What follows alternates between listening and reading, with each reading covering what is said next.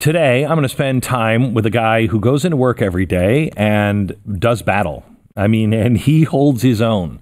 He is a contributor to MSNBC, frequent guest on shows like Morning Joe, where you can find him flanked and outnumbered by a whole bunch of people who at times you think might be frothing at the mouth just a little bit, waiting to see him fail. But his goal is to bring a conservative voice to a anti-conservative part of the media with a lot of influence on public opinion. He is taking one for the team, if you will. He is associate editor of Commentary. That's a conservative journal. He has recently authored a book that I think is extraordinarily important. It's about social justice. He deftly compares the social justice left and the white nationalist right. He is a guy who understands Nazis, socialists, an awful lot alike. He examines the pitfalls of the political system based on tribalism and looks at the growth of woke capitalism and what it means for all of us. He is incredibly smart. He uses big words that I don't understand. He's very eloquent and has his finger on the pulse of America with a unique view of our past, our present, and our future. Hey, we really want to thank SimpliSafe for making this podcast possible. Noah is a fascinating guy. You'll learn an awful lot. SimpliSafe has been there for this program for a long time, but more importantly, they are there to keep you and your family safe. This is a group of people that have completely turned the home security system upside down. There's no contracts. There's no hardwiring. There's no salesman that comes to your house. You're like, would you please just leave? I'll sign, just leave. You are smart enough to figure out what you need. You can count how many windows you have, how many doors you have. You can install it in about 30 minutes. I know, I've done it myself. And I'm not handy at all. I come back, and I've put something together from IKEA, and there's usually about 15 parts left over. I have no idea where they should have gone. Anyway, anyone can do it. It'll keep your family safe. It is the top level security, and you won't believe the price. SimpliSafe. Free shipping right now and a 60-day money-back guarantee. Just go to simplysafe.com/Glenn Beck. That's simplysafe.com/Glenn Beck.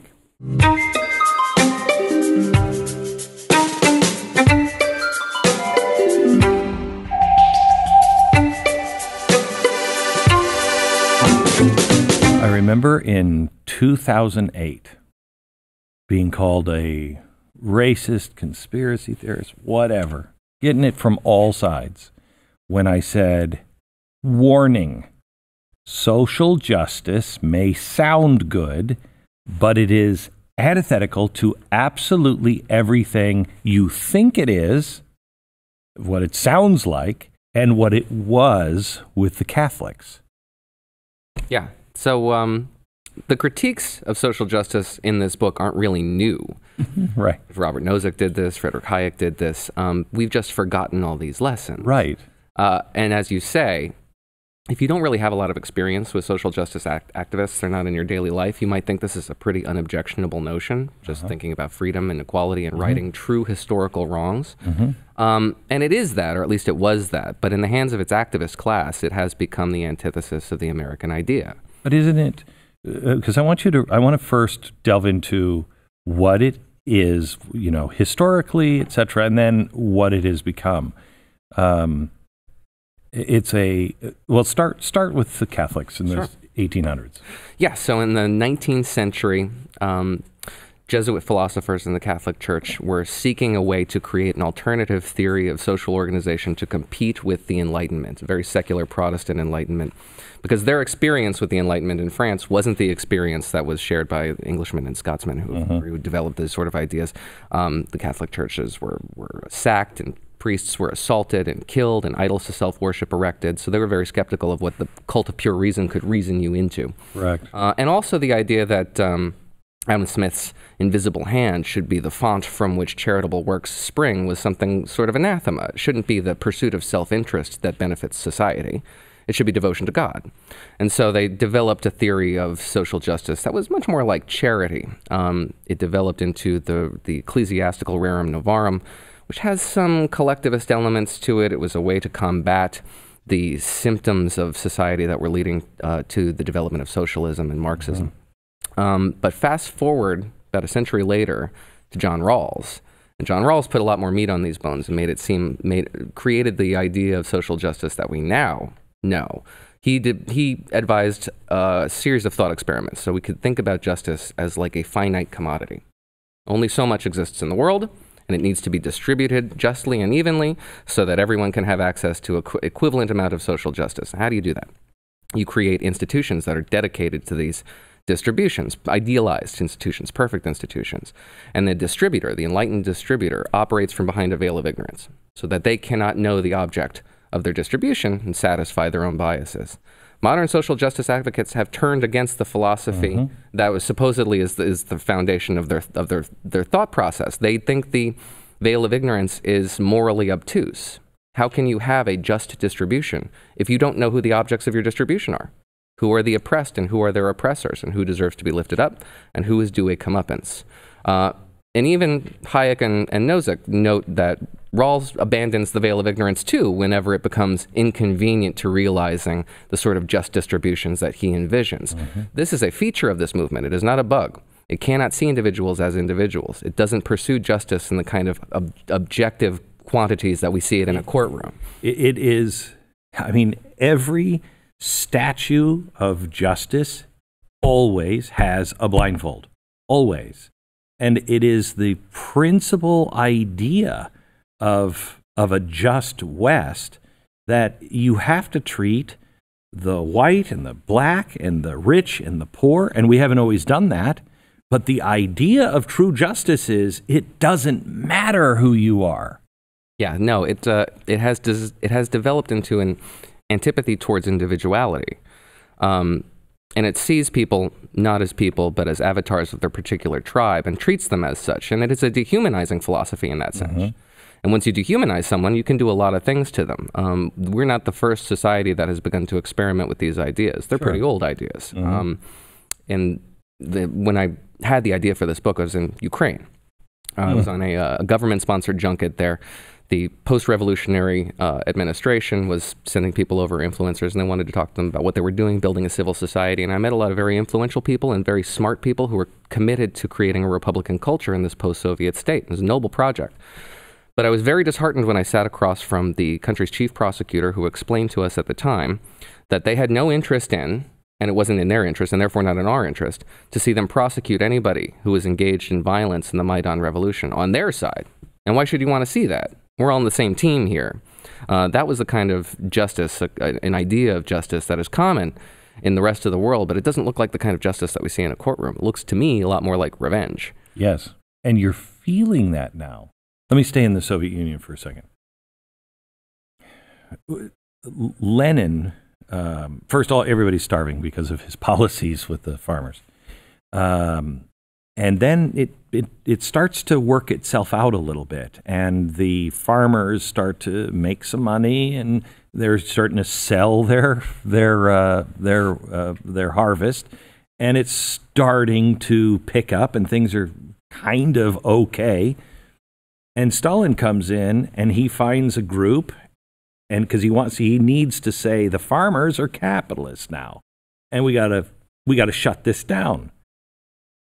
This is social justice is the greatest tool in the hands of anybody gone bad, or anybody who even believes something good and needs a highway to do it, because you can say, as he did, they're stealing the wealth. These crops belong to all of us. I have another story from the Soviet Union that's in this book. So affirmative action as we know it was essentially invented in the former Soviet Union. Bolsheviks inherited a vast Russian empire. It was multi-ethnic, and the Russians governed it like viceroys. And they did so in a very chauvinistic way. Russian chauvinism was a problem, not just from a governing standpoint, but from a paradigmatic standpoint. This was an assault on the kind of egalitarian, global communist order they wanted to build. So They developed indigenization policies, lifting individuals up in these individual republics who were representative of the ethnicity in those republics. But that was only one half of this program. The other half was to disempower and disadvantage ethnic Russians. Ethnic Russians would be denied a sense of nationality, of nationalism. They were to be punished for the approach that they took to governing these territories. This policy was a disaster. These people, most of the individuals who were lifted up, a lot of them were incompetent apparatchiks. Many of them were liquidated in the purges. But the kind of backlash that was sown as a result of this policy among Russians resulted in its exact opposite. Russification was engaged in. The individual cultures were tamped down, and a sense of grievance among individual Russians manifested in a backlash against the republics that was probably the result of the sense that they had been robbed unjustly of a sense of individuality, of a sense of commonality and nationality. So again, the story throughout this book is people who, with the best of intentions, convinced of their own competence, made everything worse. I will tell you, I have been watching the rise of this and tired of warning against it. We're seeing, and I want to get into identitarianism, we're seeing all of this just turn around and backfire. I mean, an example I think Americans would be able to relate to is, I think Barack Obama had the greatest opportunity of any president ever.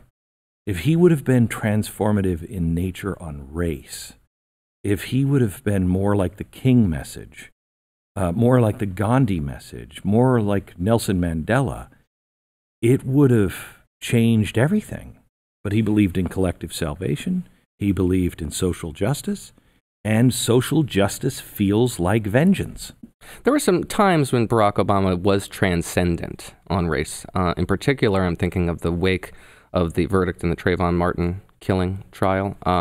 That was a transcendent message, but he delivered different messages for different audiences. Yes. That was the message for the country, and It was very healing. If he would have been the guy who spoke at the Democratic Convention in, what was it, 2004, right. It would have been transformative. Yeah. Would have been transformative. But even if it wasn't him, this started to, it's been going on for a long time in the universities, but this started to go forefront where the average person started noticing a change. And it is accelerating so rapidly. And we're starting now to say, I think Kavanaugh was a breaking point where average people went, wait a minute, this could happen to me. This could happen to my son. This isn't justice. This is not, what's happening here? Maybe the most disturbing element of that episode for me was the way in which you saw a deluge of people who were influential in media and politics and entertainment and just about every facet of life come out unashamedly and without any reservation to say that this is the result of a privileged white man who's rebelling against his own circumstances, just reducing him to the accidents of his birth and stereotyping from that basis. And ignoring that the paucity of evidence before us was such that you didn't really have a lot to pore over. So why not get into his accidents of birth? That, in any other context, we would call pernicious prejudice. Oh, yeah. But it was the kind of thing that was not only acceptable, but lauded. So here's what I don't understand. And I ask this sincerely. I have actually talked to one of the daughters of one of the writers that went to prison for... being one of the Hollywood 10 during the roundup of the communists in the 50s. And we completely disagree on things. But on this, we come into line on. And I literally don't understand. How can people who say they represent a group of people who have been afraid to say who they are because they were kept in a closet, or a group of people who have seen jail time for what they believe in a political sense, people who have been oppressed, how do they not see all that's happened is you're flipping the script? Instead of Gandhi, Martin Luther King, Judge me by the content of my character. Judge me by merit. Martin Luther King said, live up to the words of your founding documents. We throw those out now. Yeah, those appeals to common humanity are judged to be insufficient to the moment by the social justice activists. So what's wrong with us? Well, how come we're not seeing that? So this is a common human impulse, right? I mean, the kind of tribalism and identity politics is so common and ingrained and universal that it must be an evolutionary trait. So the fact that we have these structures in this country that are designed to thwart those impulses is not a natural condition, and we're essentially rebelling against our own humanity. It has worked in an entropic way, in part because the founders were so far-sighted, but it is not a natural condition. We are rebelling against nature. You start with Kurt Vonnegut, and you say it's actually worse than what he saw in 1961. Tell the story and explain how it's worse, because he came up with a pretty dystopian look. Yeah, it's Harrison Bergeron. So the story of Bergeron takes place in the distant future in 1961, but it's right. Not too far from now. Right. In which society was characterized by negative discrimination, the kind of discrimination we were talking about in the Soviet Union. Individuals who have advantages bestowed on them by nature, natural advantages of birth, whether they look attractive or they have unique athletic abilities or they're intelligent, they are disempowered by the state, given various impediments to deny them those privileges. So a mask if you're beautiful. Mask if you're beautiful, acoustic distractions if you're smart, weights around your legs if you're athletic. The design being social equality, but downward social leveling. And in order to envision this scenario in 1961, which was kind of anathema to the American consciousness, he needed to create this big brother character, which would impose these conditions on people. I don't think he foresaw the situation that we're in now, where there is no imposition from above. This is being demanded from below. This is a sort of bubbling up from beneath. It is by popular demand that we are seeing these kind of demands for downward social leveling. And that's much more dangerous, because you can't just vote out the demos. Is it coming for the most part? And I'm not talking about the social justice warriors who know exactly what it is and what they're doing, okay? But there are people that I just saw an interview with a bunch of Columbia students, and you talk about this in your book with the Nazis, the neo-Nazis here. Guy goes on campus. He says, blacks want to have separate but equal dorm rooms, classrooms, everything else. And all of the people on campus are like, well, I mean, I think that's fine if that's what they want. I think that's fine. Without even thinking, this is segregation. We got rid of that. But as I was watching it, I thought, that is, for some, that was motivated, I think, by, look, I don't care what people want to do. If you want to live together, live together. You don't want to live together, live over here. It's fine. So this twisting of right and wrong and universal, endless truth, part of it is coming from our own strength of just wanting to get along. Right. Just wanting to do the right thing. Yeah, I mean, there's one thing to be said for wanting to steep yourself in a lifestyle that complements a particular field of study. I don't think there's anything particularly wrong with that.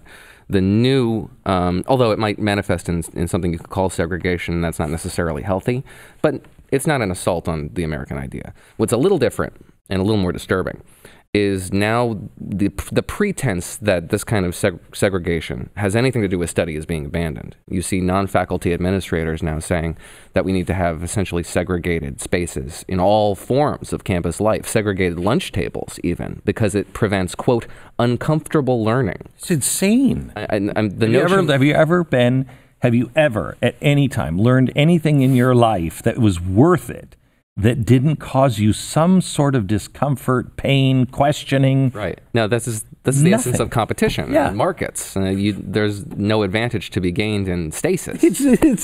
It hurts when I work out. Immunization, Not sure. that I work out, but Me neither, tell you the truth. To my wife's consternation. you should. Otherwise, you'll end up looking like me. Unfortunately, though, this is the sort of thing, and I said this is bubbling up from beneath, but this is seen as the most healthy approach to developing a sort of communal instinct, because the notion here that segregated areas of lifestyle and complete separatism is the way to create some form of racial enlightenment seems to me a very difficult way to combat racism. You're basically telling people that the only culture you're allowed to appreciate is essentially your own. I don't know how that combats the kind of hatred that social justice advocates say they want to fight. But when you boil it down, when you talk to them and you start, really working through these issues, it doesn't become about addressing hatred and creating more common understanding and commonalities and universality. It becomes steeping yourselves in these grievances, holding fast to these grievances because they are empowering. You just said, with Kurt Vonnegut, you just said that we would accept it and bring it on ourselves. I think we've gone one step worse. I think we're incentivizing people to be intersected. If you can find a way to a grievance, congratulations.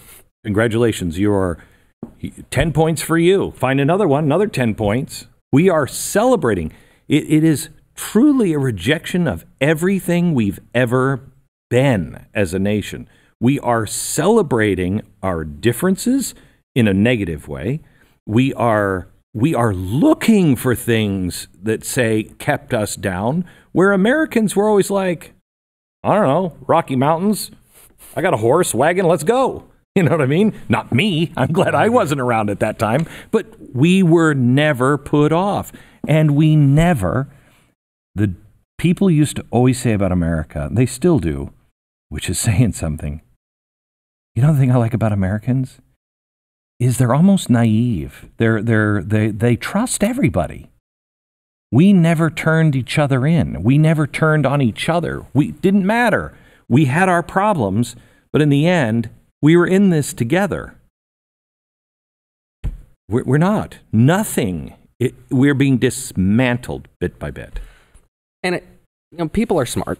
They see incentive structures. They know that there is capital in victimhood. And when you create an incentive structure for a certain type of behavior, you're going to get more of it. I wish I could say this was unique to the left. This book is mostly about the left, but not exclusively. Shouldn't be. Because the right is just as attracted to these ideas as much as the left is. They understand a marketplace when they see one, and they're engaging in it. When I was at Fox, 2009, 10, I kept saying, Democrats, be careful, because you're not always going to be in charge. Don't do this, because you may not think it's a problem now, but what is it that you're creating that's coming in after? Now we have Donald Trump. Now I find myself saying, Republicans, don't do this, because what are you doing? You're creating somebody else that's going to be a bigger dog. We both sides. We want our vengeance. We want to shut people up. How does this end? So, I have good news and bad news. Okay.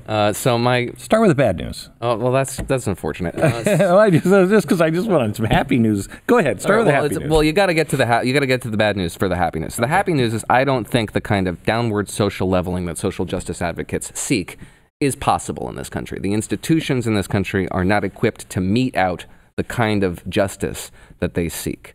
So that's the good thing. I don't think without a whole entire remaking of the constitutional order will we see that kind of... Aren't we? Just look at the Green Deal. Forget about all the cow farts and all of that stuff. Just the line in the new Green Deal that it is to reform our system and change our system into a system of ecological and social justice. Yep. It is that fundamental transformation of the entire economic system. Absolutely. So I read the Green New Deal, the proposal, the subcommittee proposal, the FAQ, all that stuff, and it is only tangentially related to environmental remediation, right? Most of it is about these ideas about progressive desiderata that they've been seeking for generations. The notion. Excuse me. What's a desiderata? Oh, desiderata. Desired objects of desire. So, the notion here that you're going to have through the Green New Deal, the federal jobs guarantee that FDR wanted in 1937 tomorrow seems to me unlikely. The notion that you're going to have Medicare for all and you're going to wipe out a $900 billion industry tomorrow in this one proposal seems unlikely. So yes, you're moving towards a transformation of society, but it is one that has been at least 100 years in the making, and so far it has encountered a series of impediments. I'm hopeful that those impediments are not going to disappear tomorrow. The problem, however, is that the social justice advocate who has developed these moral imperatives will encounter this resistance and then react in one of two ways. One, despondency, withdraw, back off, say your political activism isn't worth it. And the second is to radicalize, to resolve to attack the foundations of these institutions because they are so immoral and so unresponsive that they cannot be allowed to stand. And that is, in my view, by Wall Street, why we have seen so much political violence in this country over the last 10 years, more than we've seen in a generation. Began with Occupy, and it has only gotten worse. Right and the left fringes are at one another's throats in the streets, literally knifing each other in the streets. It's sort of the narcissism of small differences there, that these two groups resemble each other in more ways than they don't. But yeah, they're at each other's throats, and I think that is a product of the fact that they are reacting with frustration because their demands cannot be met. Do social justice warriors, for instance, you look at the people up in Portland and Antifa, and you have a hard time squaring the circle on this one. On hang on, you're against fascism, but you're doing these things. And you're against Nazis. Okay, well, so am I. But you're acting an awful lot like a Nazi. Right. I mean, they might have subtle differences, but when it comes to social justice, when it comes to really socialism and the way the state operates, they are just two sides of the same coin. Everybody was horrified by what happened in Charlottesville, as we should have been. But it wouldn't have come as a surprise if we had reacted as we should have to the events in Sacramento a year earlier.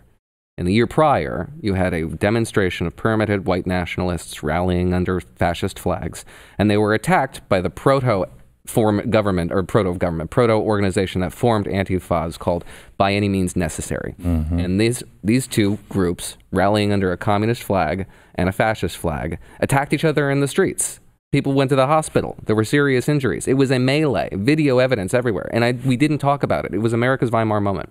And we did not talk about it. I don't think we wanted to see what was happening, but we should have. What do you mean by America's Vimar moment?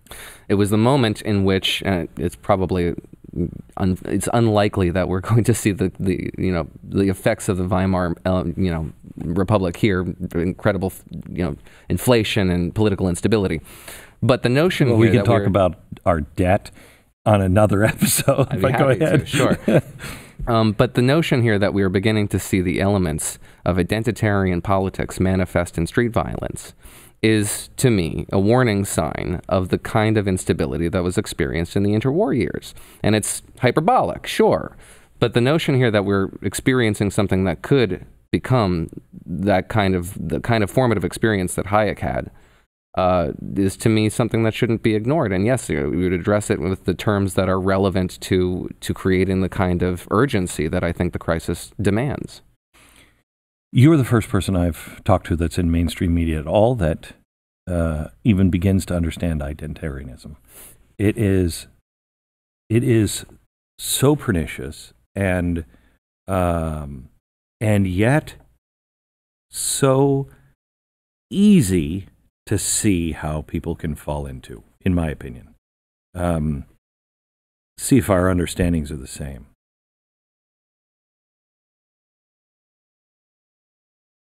If you're over in Europe, you're in Sweden, you're a racist if you fly a Swedish flag. It has to be the U flag. You are being forced to lose what is uniquely you as a group of people. Instead of saying, like Walt Disney, this is Fantasyland, this is Adventureland, this is Tomorrowland. You can go to all of them, but they're different. They're all each different with their own personalities. I was in Sweden and somebody said, well, we just don't really have our own culture. And I said, what? I said, I've never seen architecture like this any place else I've ever been, okay? I'm not finding that in Bangkok. I'm not finding that in Chicago. I'm not finding that anywhere. Here, this is your culture. And they're being forced to abandon it. At the same time, injury upon injury, they are saying also, you're a racist if you believe that what you grew up with is good and right. Noble and has a reason to be preserved or even talked about. You force people, as soon as somebody comes in and you have a population that feels that way, and they come in and say, no, we have a noble culture. That can go awry that fast. Yeah, you shouldn't be surprised that there is a backlash to that sort of thing that manifests in really extremist ways. It's what happened to Germany. So we have something like that here on the social justice left, which they embrace a contradictory notion. At the same time, America doesn't have a culture. It has this sort of hodgepodge that has been appropriated, ill-begotten goods, essentially, from other cultures. And so it is, at the same time, while we don't actually have a culture, the culture that we do have is not our own and is misbegotten, and as a result, we shouldn't welcome or celebrate anybody assimilating into it. That is a form of captivity. And the result is that you have the extremist response to that, which is to say essentially not only that we have a culture, but it is a supremacist notion of that sort of cultural identity. Group identity, again, is an evolutionary trait.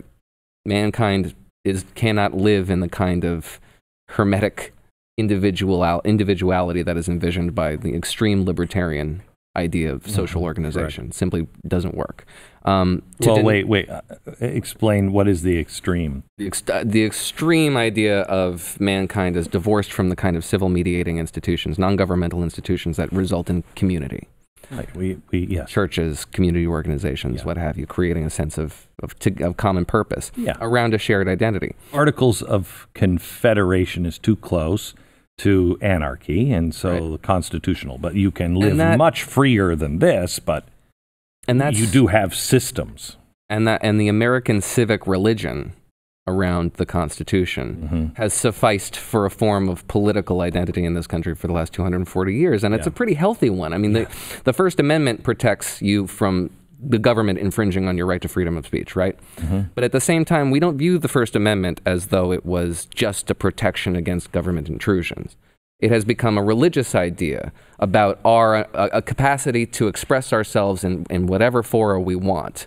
And that if you personally infringed on my right to free speech, that is an infringement of that civic religion. It's a broader understanding of what the Constitution really was, and it's one that I think is especially healthy. Is especially healthy. When you get to the alternative, which is advocated by social justice advocates, which is much more around cultural identity based in the kind of way that Europeans see cultural identity.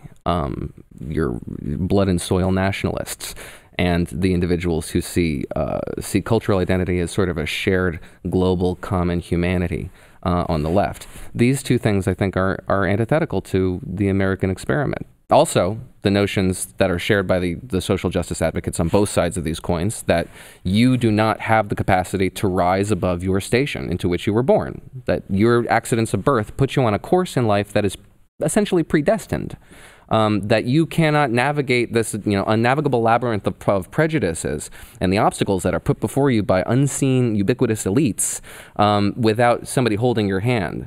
And somebody essentially selling you something. Somebody has to help you navigate this environment because you are not equipped to do that on your own. These are pernicious ideas. They are the platforms on which individuals seek and pursue and achieve power, and they're getting more and more power as a result of this philosophy.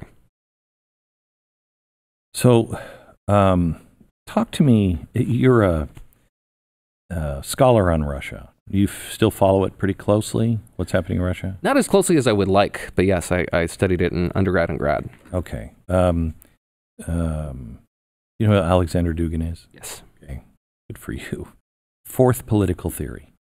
Have you read that? No.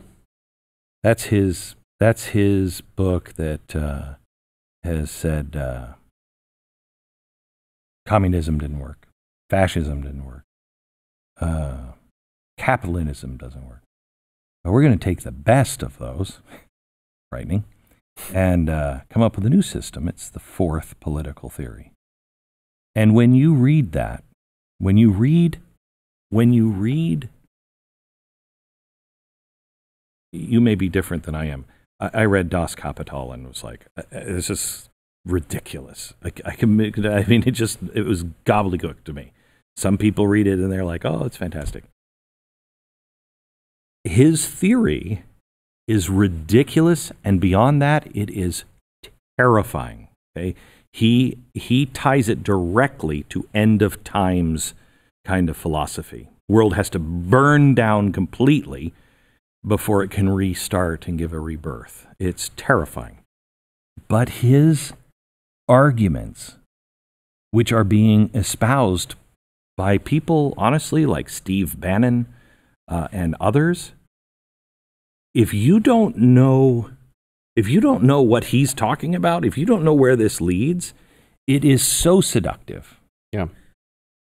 How do we back away from this nightmare when everything in culture is pushing you the opposite way? Yeah, so we're a victim of our own success here, right? We are so prosperous and so comfortable, and the generations we now have at least two, probably just one generation, my generation, but another coming up behind me, that have never experienced anything resembling political violence. They have never experienced the kind of systemic public sector oppression resulting in violence in the streets that other societies are much more familiar with. And so they have begun to romanticize it, having never experienced themselves. It is essentially, it is the bloodlust of the bored and the comfortable. And that's why I think you're beginning to see, in part, these manifestations of violence in the streets, because these individuals have never experienced political persecution. And so they're begun to fantasize about it as a very effective tool in the tool shed, just another one to effect a political end. But they do actually convince themselves that they are oppressed. Yeah, I think they genuinely see themselves as oppressed, again, because they do not know oppression. It's an insult to the rest of the world. I mean, I hope the Chinese never hear about our oppression here. I was in Mexico City with my wife for 2 days, and I interviewed women who were slaves that were just freed by one of my charities. And one of them literally had chain marks around her neck. Okay, you know that famous picture of the slave with his shirt off and he's standing in a chair or sitting in the chair and you could see the whip marks? That's what she looked like. It was horrifying. And I'm spending 2 days with these guys, and we're talking about, what they went through and everything else. And this woman, I give her a blank piece of paper, and I'm cutting something with her, filming her. And I said, I want you to say your name, and then I want you to say, I was a slave, but no one writes my story. My life is a blank piece of paper, and I write my story. She said, no. And I said, why? She said, because I was never a slave. They might have called me a slave, but I was never a slave. Chain marks around her neck, okay? I fly home, and my wife and I are just like inspired and devastated. We land. I look at the TV, and people are crying on TV in America about the oppression that they're feeling from statues in the parks. And I about lost it. I was... Yeah, there's a distinction I guess we should make between oppression and injustice. there are injustices. There are racial grievances. There are discriminatory actions that are taken by public institutions that are manifestly unjust and that should be combated with everything that we have in us. But that's distinct from oppression, the kind of political violence that we've seen in other societies. Excuse me. That's right. Talk to me a little bit about where we're headed with social justice. Do you think? Who are the pernicious organizers of social justice that we should be watching for? What are the moves that are coming that we should be aware of? Well, it's much easier to see them on the left than on the right. On the left, it has become such an organizing principle, an unchallenged, unquestioned organizing principle that it's just in the water. And people talk about social justice as though it was just a nod to just being a good person. Mm-hmm. You say it like, I used to hear my boss talks about how in the 1980s or so, you would append "and the environment" onto whatever it was you were talking about, because who hates the environment? Right. It just marks you as a good person. Correct. Social justice has taken that place. Yeah. So you just say social justice, and it appends social basically onto just any other word, and it modifies it and destroys its meaning, is what Hayek said, but also it marks you as somebody who's socially conscious. They are out in the open. They're easy to identify. On the right, it's much harder to see them. They are underground. Who are they? The philosophers of the dark Enlightenment, which is exactly what it sounds like, an attack on Enlightenment philosophy. People like Curtis Yarvin, who writes under the pseudonym Mencius Moldbug, who advocates for an anti-democratic philosophy, an anti-republican philosophy, who was attracted to Donald Trump's movement, and Donald Trump's movement was attracted to him. He was apparently in contact with Steve Bannon when Steve Bannon was in the White House as a chief strategist for the president. Steve Bannon, I give, and I assume you know where I stood with Donald Trump during the election. I thought he was an extraordinarily dangerous man because of who he was surrounding himself with. Beyond that, I don't think he really cares about any. I don't think he believes anything deeply except tariffs and maybe immigration. Maybe immigration. Tariffs, I know. He's got that one down. No changing him on that. The rest is, I don't know. Yeah, bring them in. Sure, I'll play to them too. Steve Bannon, however, knew exactly who he was. And you have this movement in Brexit the same exact way. You're mixing, and the media does this, and it is incredibly dangerous. They take everybody and they mix them together. Steve Bannon, Glenn Beck, same. No, not at all. Completely different universes. Anyone for Brexit over in the European Union? The same. No, they're not. They're not. How does the average conservative give me some way of knowing who's who? If you're just somebody who doesn't really pay attention, how do you know who you're standing with? Well, so Donald Trump in 2016 embraced a lot of ideas that are antithetical to conservatism, right? Among them, some of the stuff we talked about, notions like you as an individual are being robbed of your station in life, that which is your due, by a series of ill-defined elites. Obstacles are put on your path, and that you have to appeal to a strong hand to restore it. Wait, can I play devil's advocate here and have you answer to them? Well, we tried the Tea Party. We tried everything else. We tried to stand up. They're not even listening to the people anymore. They don't care. It's a cabal. Who's they? The Republican Party. It's a cabal. Oh, well, yeah. What is the objective here? You're saying that reduced spending and fiscal. Yeah, well, it's a Tea Party things that, hey, we want. Because Donald Trump's movement wasn't against fiscal profligacy. No, I know that. I'm not defending. Mm-hmm. I'm playing devil's advocate. Okay. If you don't know, I was not anywhere close to the Trump campaign. Yeah. Okay. So I'm just playing devil's advocate because this is what I heard. Glenn, we tried to do it the right way.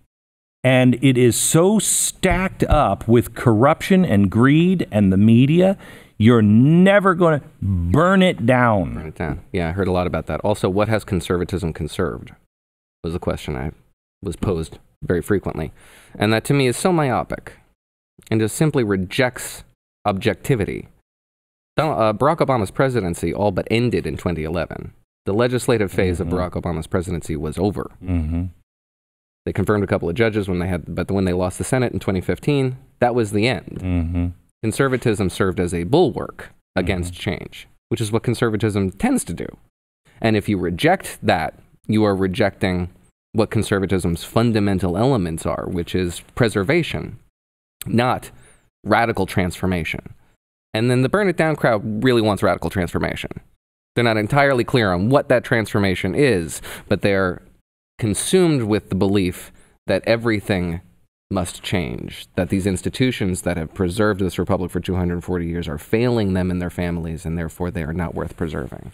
That's not conservatism. That's something. No, I know. And I don't think that is... I think that might be a feeling, but I could be wrong, as maybe hopeful thinking. It may be a feeling, but when push comes to shove, it's kind of like, I think the Democrats, the leadership, has so miscalculated. They started miscalculating with Occupy Wall Street. Hey, these are just great kids. No, they're not. No, they're not. They don't believe in what you believe in, if you believe in the Constitution.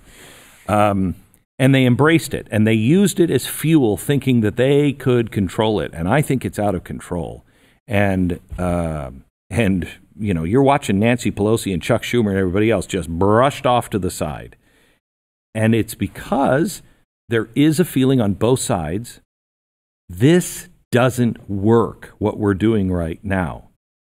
But when you get right up to it, if they nominate somebody like Bernie Sanders, or they nominate somebody who's like, you know what, the free market system, I'm not sure. Unless we have an economy that is depression, I don't think Democrats will vote for him. I would bet that too. Democrats, so I by think the way, did the Occupy Wall Street again thing, very miscalculating and in the pursuit of political expediency by embracing the Women's March leadership. Correct. And insofar, in doing that, legitimized a kind of critique of the liberal order and a critique of anti-Semitism that has become, again, mainstream in the party. Right. And so the right, I'm hoping, and I'd love your opinion on this, I'm hoping that the right says burn it down, but they have a decent respect for the institutions that we must have, and I don't know if they go there unless we hit real economic trouble, and then I think all bets are off. Yeah, they might. I also think, and again, the Trump administration has improved from the campaign period, in part because there's no intellectual infrastructure in the Republican Party for the kind of identitarian policies that they wanted to see manifest. They had to fill this administration with some conventional conservatives, and for the most part, you had a pretty conventional Republican administration, some exceptions. What the Democrats did when they embraced the Women's March was elevate the tenets of intersectionality into a governing ethos, as sort of a mandate for political organization. Intersectionality is really central to social justice thinking. It's a pretty legitimate... Explain it for anybody who doesn't know what intersectionality is. It's a very legitimate idea in an academic context. It's a way to think about, as a thought experiment, it's a way to think about how prejudice manifests in the real world. So you and I are born with disparate traits. Some of those traits are more discriminated against than others. So an individual who is, say, white and male will experience less prejudice than someone who is white and female. A black man will experience less prejudice than a black woman because women experience more prejudice than men. A Native American lesbian will experience more prejudice than all of them, and so on. Again, a valid idea. As an organizing principle, which is what the Women's March was dedicated to, it is self-defeating. It results in your organization tearing itself apart, which is exactly what the Women's March did. they couldn't see their own allies as allies, even if they agreed with them, because they possessed disparate traits, some of which were seen as more oppressive than others. So the members, white Jewish members, weren't really allies, not in the words of Tamika Mallory, because the individuals who maybe agreed with them on everything, but also possessed traits that advanced white supremacy, whether they knew it or not.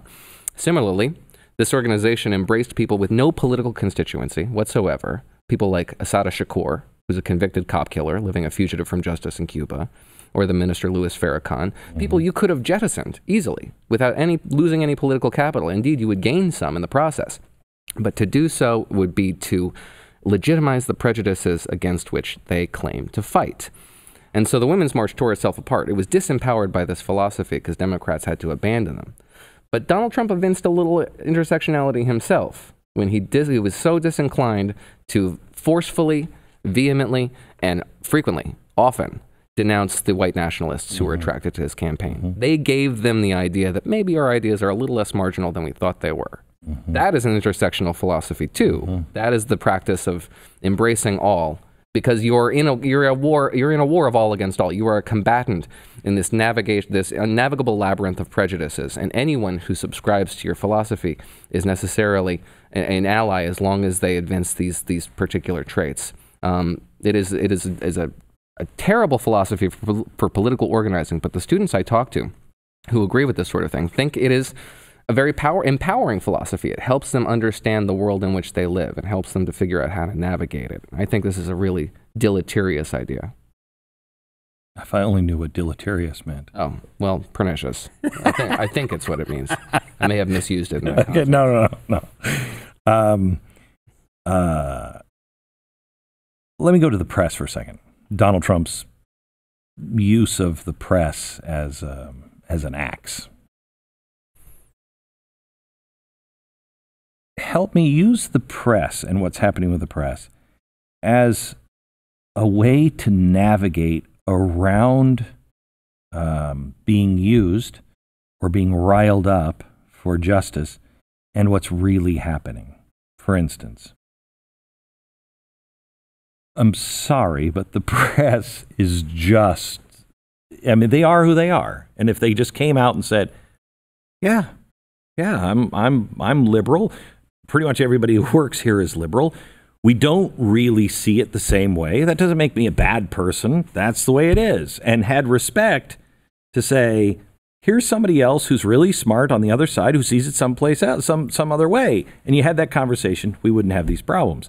Instead, they insist that they are fair and they're the arbiter of truth. And it's many times, not always. I read the New York Times, sometimes really good stuff in the New York Times, sometimes garbage. People listen to me. You could say the same thing. Sometimes garbage, sometimes really good stuff. Okay, that's fair. Conservatives know that there is a glass ceiling over us. You know, I signed a contract with ABC. I never served one day because they put a press release out, care went to the mouse, and the mouse folded. Okay? Everybody knows that. Okay? Donald Trump is saying things that people know is true. And instead of going, you know what, the Kavanaugh thing, or, you know, at times the Russia thing really did get out of hand, they just keep hammering back. They're winding up their audience. He's winding up his audience. And the person who knows, both of you suck sometimes, don't know what to do. They are forced to pick a side. Yeah. So as a member of the press, sort of, I don't consider myself a reporter, but I am in the media. I think everybody goes to work every day wanting to do the best job that they can do. And in the very beginning of this Trump administration, I think there was a sentiment that prevailed in a lot of places in the press where I didn't work at the time, so this is speculation on my part, that this was a new phase of history, that we had entered a crisis period and that it was an all hands on deck moment. And it was the fatal conceit of the resistance that viewed American institutions as far more fragile than they are, as not as tested and capable of maintaining themselves, self-perpetuating in an entropic way, that they needed to be propped up. And that was a terrible conceit. It's the kind of thing that moves you from being mission-oriented, from being objectivist first, to being an activist. And I think you did see a lot of that in the press. I think you're seeing less of it now, but it is still prevalent, and you probably all know who the main practitioners of this sort of thing are.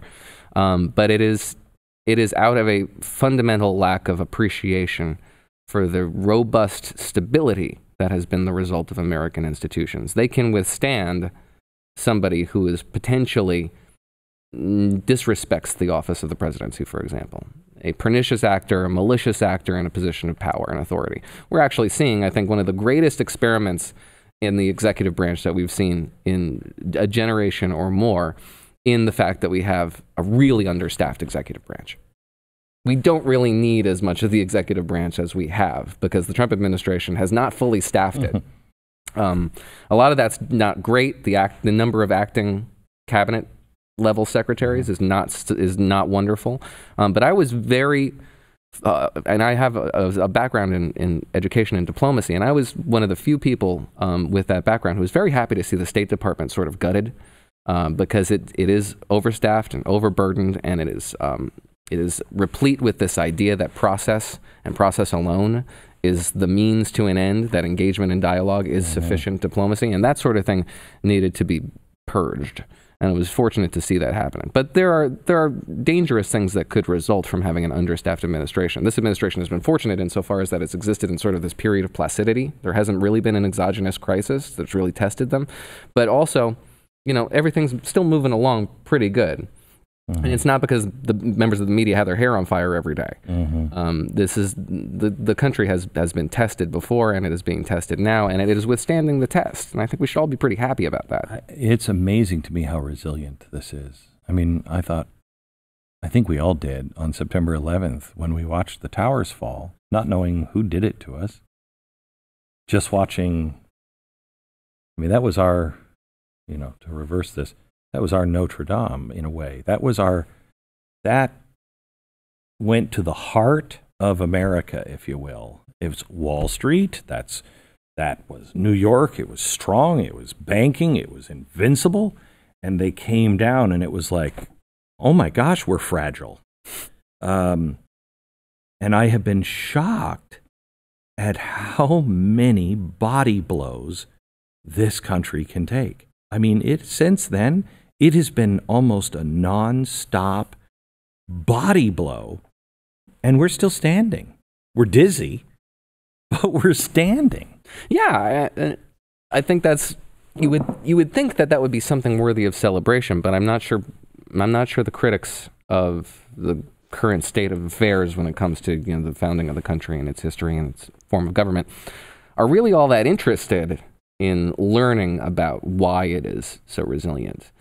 When I talk about the American ideal, I read a little bit about this in the book, when I talk about the American ideal in schools and in colleges, I get kind of a hostile response because from the perspective of the modern undergraduate, the American ideal has failed because what they know of the American ideal is that we have never achieved it. And that is sort of a misunderstanding of what the word ideal means, right? It is aspirational. We have not improved. You may never achieve it, but that doesn't give you license to stop trying because we have not improved upon concepts like meritocracy, egalitarianism, and English common law notions like the presumption of innocence, which are under attack by these people. We haven't made anything better than that. And so you're not at liberty to abandon those ideas. But these students don't know what the founders knew because they don't, not only do they not read the founders, they don't read the Federalist Papers, but they don't read what the founders read. They haven't read Burke or Hume or Montesquieu. They don't understand the nature of representative governance and why it is a superior form of social organization, of governmental organization. So it's a product of ignorance, which is in some ways excusable, but mostly not. Self-imposed ignorance. And it's one of the reasons why we need to rededicate to the study of civics. And not just how a bill becomes law, but again, these Enlightenment thinkers that served as the philosophical foundations that resulted in the government that we have today. That sort of thing has been lost. I don't think people understand that. They don't understand social justice, and they don't understand that this movement, postmodernism, is it's postmodern. It is anti-enlightenment. It's anti-fact, anti-study, observing. It goes against everything the Enlightenment taught us, and it will flip us back into a world of, I don't even know. No, it's conceited, right? I mean, if you think you can remake the world anew, it's probably because you have no idea what the world was before. And, generally that you have a very, very high impression of your own competence, which is, so I think it's mostly hubris. I mean, a lot of that comes with youth. Most of it's beaten out of you, I think, by the real world, but not everybody succumbs to that sort of thing. So yeah, it's probably a function of ignorance. So, the year zero mentality. I want to go back to what we talked about earlier about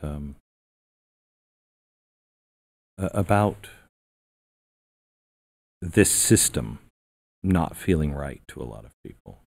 That we don't even know what the system is that we should be operating on. We haven't been operating on that system for a long, long time. The constitutional Bill of Rights, real true understanding of this, and what's headed our way with technology. Technology, what we're looking at now, nobody is asking the big questions. Nobody's really, we'll talk about privacy. What privacy? Your refrigerator will be able to report on, whatever. And not necessarily in a nefarious way, but the capitalism that we're moving towards by choice is a surveillance capitalism that is the idea is to be able to predict you as close to 100% of the time as possible. Amazon changes from a sales company to a delivery company, in their own words, when they can predict 95% accuracy. We haven't even talked about that. We haven't even talked about that. And just that one thing becomes, do you have self-control or self-will? Are you determining your future, or are you being shaped for the future? What kind of impact do you think that'll have on our political environment? I think we're already seeing it. I mean, unless we start talking about deeper thoughts and root ourselves into what is real, until we dislodge ourselves from thinking that the end-all be-all is the wealth of nations and realize that moral sentiments needs to be put with it, we don't survive this until we can say, yeah, that's life, and define it clearly. How can we possibly expect to live in a world of AI and teach it don't kill? Yeah, I mean, that's fascinating, and frankly, I haven't devoted a whole lot of thought to it. I mean, just about everybody who wrote an economics book has also wrote an ethics book, and there's kind of a reason why Adam Smith wrote an ethics book, and Hayek's written an ethics book, and Marxism is an ethical philosophy, and in many ways it has very little to do with economics and much more to do with human interaction, in part because economics isn't really, it's the dismal science. The science part is really de-emphasized. It's much more about philosophy and how to organize societies. I'm less skeptical about innovation, I think, than a lot of people who share my political inclinations. In part because I'm not a technophobe. No, yet. I didn't hear technophobia Okay, in what you're saying. These are reasonable fears, and I can't speculate on them because I haven't devoted a whole lot of thought to the idea. But I am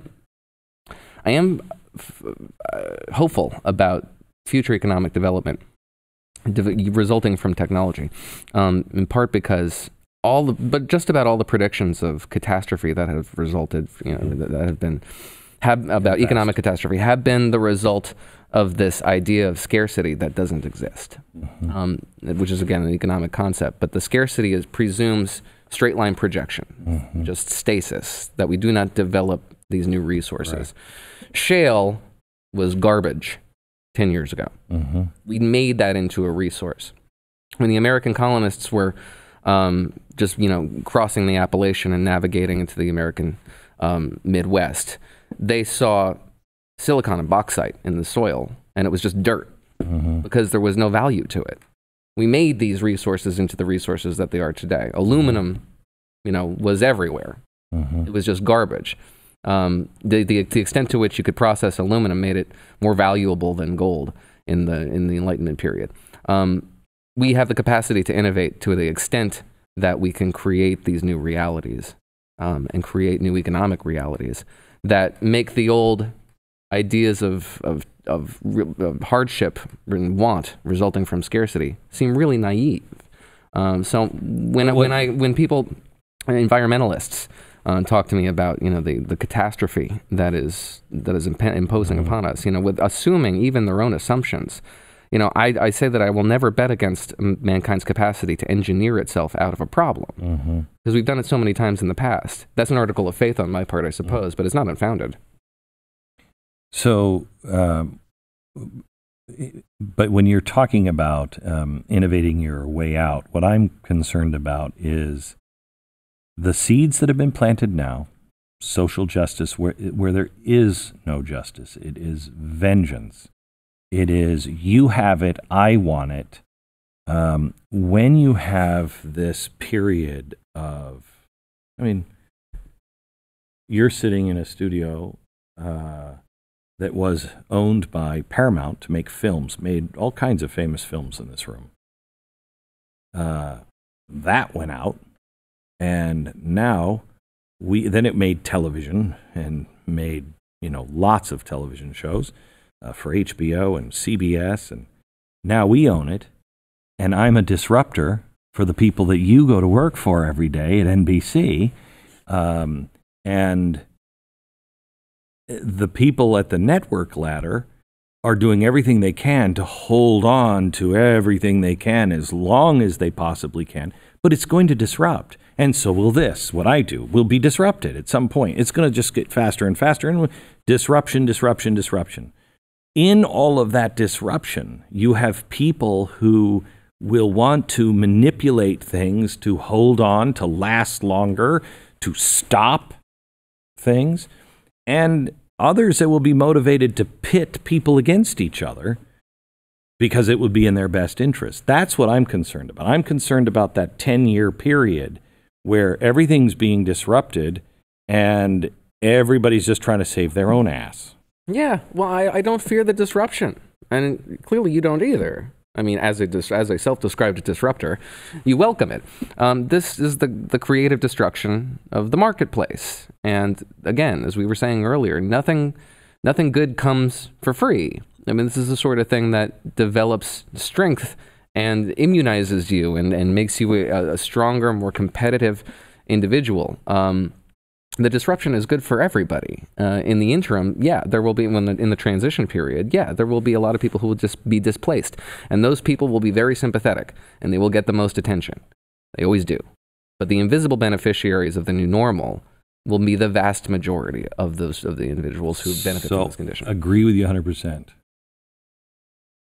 But now put in social justice and social justice warriors in that mix. Yeah.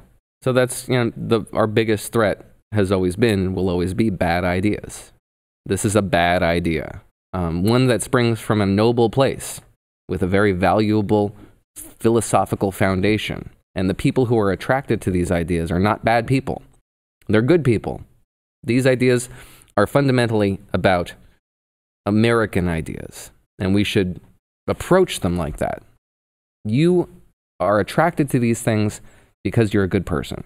I might agree with you in a lot of these ways, a lot of these ideas, but they are making our lives harder because they are fundamentally at odds with a lot of the ideas that are at the heart of this founding and are making us a less attractive member of a political coalition. That's sort of what I get to in the last chapter of this book, which is basically back to the Women's March. The Women's March was embraced by the Democratic Party for a time, and then it made itself so unattractive as a result of these ideas that they were jettisoned. They no longer had the political authority that they once held. So they might have some things they want to get done in government, but they're not going to get them done now because they're no longer the kind of attractive member of a political coalition, and the only thing it wants to do is get to 50+1 at the polls. No political organization or movement jettisons its own members. Asking them to do that is asking them to abandon their instinct for self-preservation. You're fighting against the tide. It's not going to happen. You can marginalize and stigmatize bad ideas.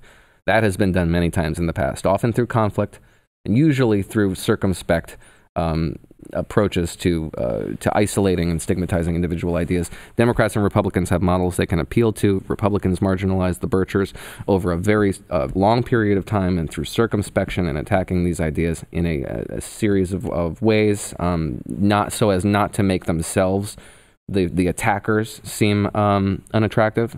Democrats similarly exposed and removed the communists from the organized labor movement in the 1940s. There are models to which we can appeal if we really want to do this. It's pretty hard to demonize something when, I saw an interview with you with about 8 people, and you were quite brilliant. Thank you. Fighting there kind of by yourself. And it's a given they hadn't had time to read the book, but their gut level response is social justice is good. Right. And these are intelligent people. Yeah. These are well-read, intelligent, informed people. So how do you demonize when you have people? How do you expose and demonize when your voice is being relegated really to one channel of people? Well, I don't know. I wish I had the good answer there. Is I'm the very beginning process of trying to expose this ideology and the alternative theory of social organization that it is, trying to challenge that in a way that it really hasn't often been challenged, particularly for the audiences that I go to. I go to predominantly liberal audiences on television and universities, and the effort here is to start a conversation. I've been happy with the response so far. You? Yeah, I have been. Nobody's thrown an egg at me. There've been a lot of challenging, probing questions, incredulity in a lot of ways, but they're listening. And I think it's in part because we all see the excesses. The movement's excesses are pretty visible. And just about everybody, even if they agree, would say, well, those guys kind of went off the rails a little bit. My mission here is to say that this is not an out of the norm expression of how this philosophy manifests in the real world. It's a feature, not a bug. That's the argument I'm making. There's a lot of hostility towards that. But it is nevertheless, I think, unavoidable and inescapable once you dig down into the philosophy and how it has manifested. By the way, this movement, we've been talking about big issues, big philosophical issues here all day long. That is not to suggest that the social justice movement is focused on the big ideas of the day. They are increasingly dedicated to small things and attacking one another. This movement's efficacy is demonstrated in getting individuals to supplicate and genuflect before the mob. And the mob only has about 72 hours worth of influence. So they dedicate themselves to attacking their fellow social justice advocates, young adult novelists, restaurateurs, artists, comic book makers. Pop culture is where you mostly see social justice activism manifest on a day-to-day basis, in part because those are the only people who are listening. I don't want to make the claim here that this movement is strong and getting stronger. Some days I'm convinced that this is overtaking all of society, and some days I see them as very marginal and lacking influence. I'm erring on the side of caution in this episode, in this instance, in the presumption that this is a movement with more power and more authority than its numbers. You talk about capitalist companies that are regurgitating this stuff. Nike is a good example. Woke capitalism. Yeah, woke capitalism. That's not spreading? No, that's definitely spreading. It's taking advantage of people who are made increasingly naive by this philosophy. They don't care. You remember what Nike's slogan was for the Colin Kaepernick campaign? It was, believe in something even if it means sacrificing everything. Nike didn't sacrifice anything. Their sales jumped 10%. Audi did the same thing when they broadcast a Super Bowl advertisement talking about the flawed notion that women make 77 cents for every dollar a man makes. Their sales went up. Gillette's sales went up when they talked about toxic masculinity. Republicans and Democrats who respond to polls like this sort of thing. They want their brands to engage in divisive social politics. In part, in my view, the theory I have is that it's because it allows them to engage in politics, which we all see as a good thing. We incentivize that. But you don't actually have to do any of the homework, because this isn't about legislative affairs, it's not about political coalitions, it's not about politics as we understand it, it's much more about cultural combat. It mimics the passions and emotions of politics, but it doesn't really have anything to do with politics, and the stakes are incredibly low. All you have to do is buy something. So it's a popular way to engage in political activism today. I don't know if it means the republic is collapsing, but it is a way to take advantage of people who are attracted to these social justice ideas. And the best example of that is the story of Fearless Girl, the statue in Lower Manhattan that was dedicated to advancing the notion that more women should be in C-suite executive positions in the financial services industry. This statue, this arms akimbo elementary school age girl, was feted by Democrats as this really powerful attack on the patriarchy. Bill de Blasio said that men were deeply offended by it. Somehow, I'm not sure if he was certain they were. It's hard to find them. Elizabeth Warren made a pilgrimage down there. Gail Collins in the New York Times said it was the most effective protest against patriarchy since the antebellum protest that desegregated the trolleys in New York City. Oh my gosh. This was a commercial for an investment firm. An investment firm sponsored it. It allowed them to evade the kind of scrutiny that they were due because they were transgressing against a lot of social justice norms and some of the literature about how they talked about approaching female investors, appeal to emotional reasoning, kind of pernicious stereotypes. But they didn't get the kind of scrutiny they were due because of this statue. And we later learned why they did it. A Department of Labor audit found they were systematically discriminating against their female employees. Paid about $5 million to 305 women.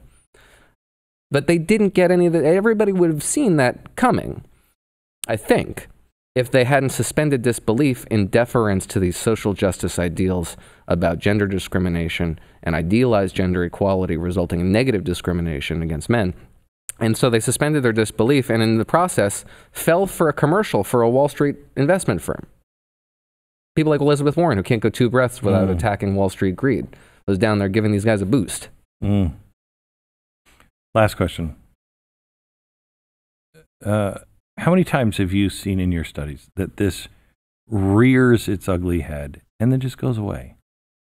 It's stopped without real negative impacts. So that 72-hour window, that's a real thing. Governor Ralph Northam would be gone if he'd have paid attention to the 72-hour window, but he didn't. He said, if I were to leave office now, according to reports, then he would be viewed as a racist for the rest of his career. He's much better off trying to stick it out and hoping some event down the road gives him some other legacy. So he waited out the 72-hour window, and the outrage went away. And the Democrats who demanded his head have now sort of begun recanting. You see that pretty frequently. Unfortunately, you see the reverse more often, in part because it's an assault on commercial vehicles, commercial entities. Mm-hmm. The Twitter mob, which consists of maybe 3,500, 4,000 people, that's really angry, feels like the universe is coming down around your shoulders. And any firm with a fiduciary responsibility to its investors feels like its bottom line is imperiled by not acquiescing to its demands. And more often than not, they do. But if they hold fast for those 72 hours, a lot of times it just goes away. Maybe the sentiment doesn't. The notion that there has been some transgression that is due some sort of reprisal against the offender will persist. But its effectiveness as a vehicle for getting individuals, for example, fired from their jobs who have transgressed and just maybe said something inappropriate or maybe done something genuinely inappropriate that is due a response, that goes away within that 72-hour window. And you've seen some companies now respond by just not doing anything. You saw Governor Northam and just basically the entire government of Virginia that was implicated in all those scandals a couple of months ago. They waited it out. The movement demonstrates its efficacy by collecting scalps. which is why it's focused so much on its own, because those are the people who are listening. For the most part, if you're not listening to this organization, you can survive its wrath. And so that to me indicates that it's not this overpowering movement that is overtaking our politics. It can, and I'm treating it like it could, because I think it's worthy of that kind of caution. But I don't want to overstate the problem. I don't think this country is falling into a morass of totalitarian social justice identity politics tomorrow. That's great. Noah, thank you. Thank you so much for having me.